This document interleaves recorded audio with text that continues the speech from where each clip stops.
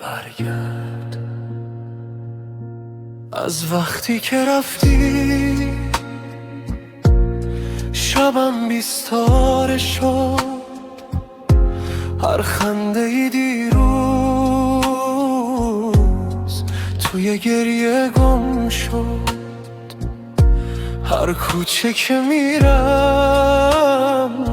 رد پای تو پیداست، قلبم هنوز با تو درگیر همین دنیاست.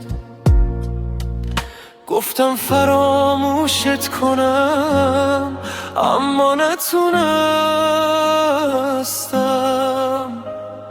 هر جا که رفتم باز به تو رسیدم. برگرد به قلبم، این خونه بی تو سرده، بعد از تو دنیا رنگی به من نداده. برگرد عزیزم، دستام هنوز منتظرن، شاید دوباره چشمای ما هم دیگه رو ببینن. بارون که میباره یاد تو زنده میشه،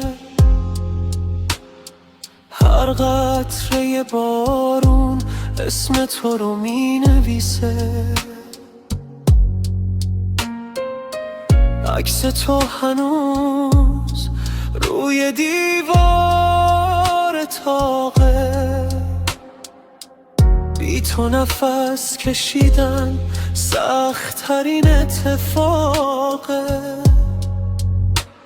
اگه یه روز برگردی هیچ حرفی نمیزنم، فقط نگاهت میکنم، بارون بغلت میکنم.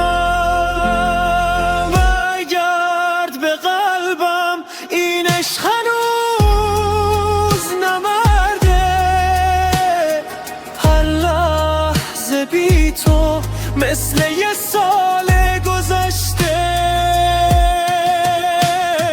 برگرد عزیزم، شاید هنوز دیر نشده، عشقی که بین ما بود تا بعد زنده مونده.